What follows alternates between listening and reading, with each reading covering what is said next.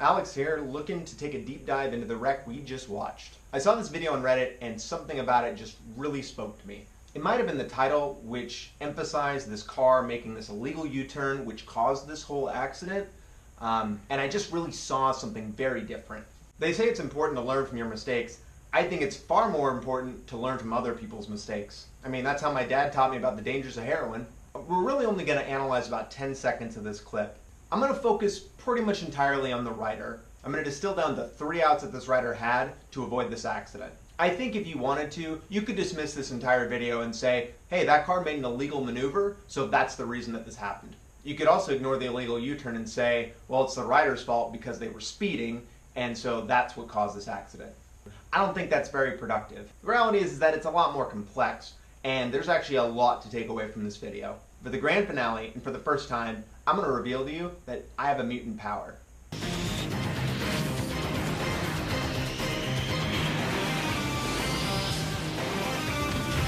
I have what's called reverse precognition. I can actually go back in time and tell you why that Chevy Tahoe made that illegal U-turn and why they thought it was safe. But we'll go into that after the analysis. We don't have all the context for what happened prior to the video starting, but what we can tell from the video is that the rider's in the far left lane of a 3-lane street. There's a median to the rider's left that separates the rider from oncoming traffic on the other side. In the upcoming intersection, no turns are permitted the rider's direction or in oncoming traffic, meaning that the rider does not expect any cars to come from their left side, and the rider will not be making any left-hand turns anytime soon. The rider is going 62 miles an hour. This is a 30-mile-per-hour street. We know this because some top autists on Reddit backsolved for pi and figured out the exact intersection that this video was recorded at. So the first opportunity the rider had to avoid this accident is to use proper lane positioning. The rider was not planning to make a left at the intersection, so the middle or far right lane would have provided more escape routes for the rider. Even if the rider had just been a few feet to the right in the same lane, this accident was likely avoidable. Better lane positioning likely means this Tahoe does not attempt this illegal maneuver in front of the motorcycle, as it increases the likelihood that they would have seen the rider earlier. Sometimes lane positioning is about providing additional visibility to other cars around you. Sometimes it's giving yourself the best options for escape, and other times it's just about giving yourself better visibility. If you aren't familiar with lane shading, you should check out my first video discussing it in more detail. I'll link it here. Now, let's see how far we get before the rider starts to make a maneuver to avoid the Tahoe. This is the first moment that the rider takes some action indicating that they see the collision incoming. What they do is grab a fistful of brake, which should not be your first reaction in an emergency situation. Covering the brake is the correct choice, but not slamming it. Motorcycles have a pretty terrible stopping distance due to their weight and low surface area of the motorcycle wheels to the pavement. More information I don't have given the limited amount of video prior to this movement. Did the rider recently check their mirrors to see if they had cars coming from behind them or in other lanes to know if they had room to evasively maneuver? You should always have a general idea of other vehicles around you via checking your mirrors every few seconds. One major advantage to driving significantly above the speed limit is that it makes it more likely other cars are not going to be attempting to overtake you from other lanes. Here's the second out that the rider has. By this point, the rider should be starting to turn into the other lanes to their right while checking their mirrors simultaneously for other cars around them. Ideally, they would head check. However, depending on the amount of time and the amount of information you had prior, you may not have time to do this. 2 seconds. That's how long this biker had a fistful of brake. And realistically, they were still going to slide another 10 to 20 yards before they would have made it to a full stop. I know 2 seconds sounds very fast. However, if you've ever played any type of video games or anything that requires a quick reaction, 2 seconds is a very, very long time. One more note I want to make is that if someone pulls out in front of you, many times the best option is to actually go behind them as opposed to in front of them.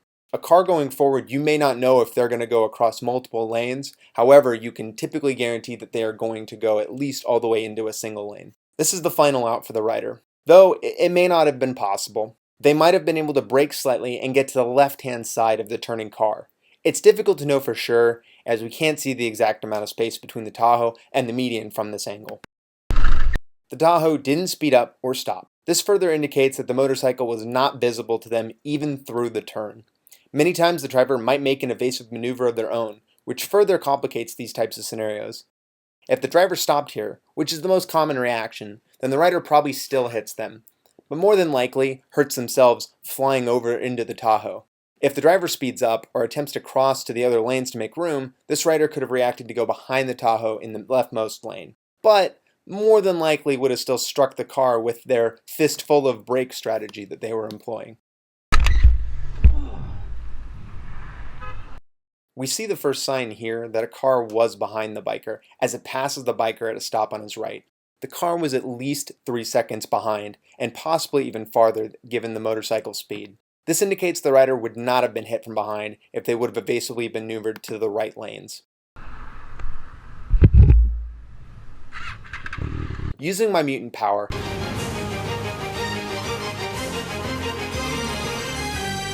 I can tell you with 100% certainty that the driver of the Chevy Tahoe could not see the motorcycle. There are several factors that contributed to this. The rider's position in the lane puts them behind trees and other foliage in the median. The sun is in the Chevy driver's eyes, and the motorcycle speed is faster than the driver's expecting speed for oncoming traffic, meaning even if their car was beyond their line of sight, they would theoretically be at a safe distance to complete the U-turn maneuver either way. So let's summarize the 3 ways this accident could have been avoided by the rider. 1. Use lane positioning to be more visible to other vehicles, as well as giving yourself more options to get out of bad situations.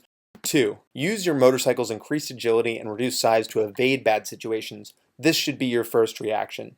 Emergency braking should be the last option you attempt just before ejecting yourself from the bike entirely. 3. If someone pulls out in front of you, going behind them is often the best escape option. I found it pretty fun digging into this one, and I hope you found it educational and entertaining. If you found this useful, or you want me to do more of this stuff, just hit the thumbs up on this video so I can kind of have a track of what people like. If there's an accident you'd like me to analyze, put a link to it in the comments and I'll take a look. And as always, ride fast and take chances.